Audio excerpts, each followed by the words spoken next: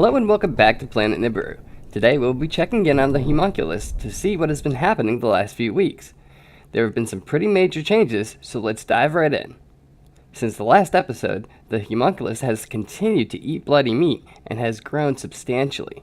This is very good for those of us who are tracking the progress of the creature, as it is a measurable change that we can track.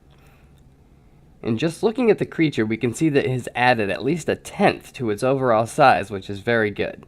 This not only means that it is healthy, but that the draining effects of the merger are over with, and we should continue to see the creature grow in the future, and hopefully we will see some new developments with the body as it grows.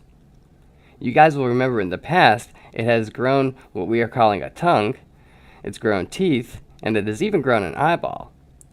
But perhaps the most astonishing piece of evidence is the discovery of veins on the creature. The presence of veins indicates that it has a heart that pumps blood through the body, much like humans and chickens do. We have watched as the two homunculi have grown individually, then watched as the two merged to create one large creature with advanced features. At each point in its growth, we have been amazed to see each new set of features that have emerged, and we have wondered what we will see in the end as the creature fully matures. Which brings us to a good question that was sent in by one viewer. How will we know when it's fully matured? I think that is a great question, and I have no answer to that, and I hope that the alchemist has a plan for this stage as well. I would love to know what he plans to do with it once it is fully matured. Will he dissect it and study what he finds inside? Will he continue to feed it and see how long it lives in its matured stage? Will there be more mergers while it matures? All compelling questions that I hope will be answered in the future as we watch the development of this animal together.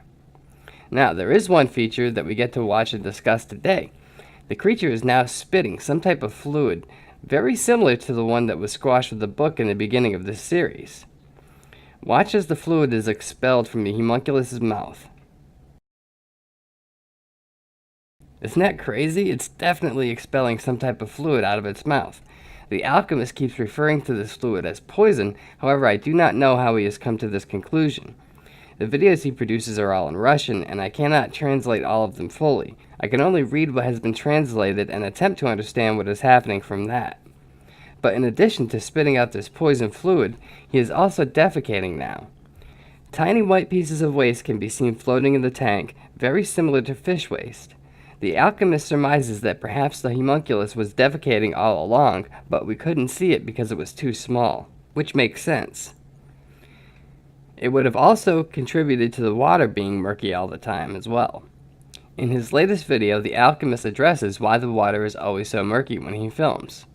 The reason he gives is that when he cleans the tank, the homunculus becomes dormant.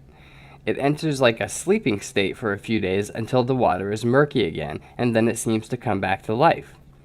The alchemist assumes that the homunculus is more at home or more comfortable when the water is murky. He thinks that there could be some type of chemical reaction going on that makes the homunculus feel more active or less active when the water's clean, more active when it's murky. We don't know. This could also be a defensive feature of the animal, or it could just be a matter of personal comfort. The alchemist cannot say for sure. He can only guess at what drives this creature's behavior and record it for future analysis. But we now have these three breakthroughs that gives us hope for the future of the homunculus. It's growing due to its increased protein intake, it's producing waste, and it's begun emitting some type of fluid from its mouth.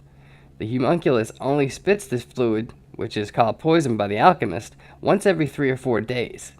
It's very hard to capture the animal spitting, but it is generally performed about an hour or two after it eats. So with a little patience, the alchemist was able to capture the scene where the homunculus is spitting or emitting this poisonous fluid.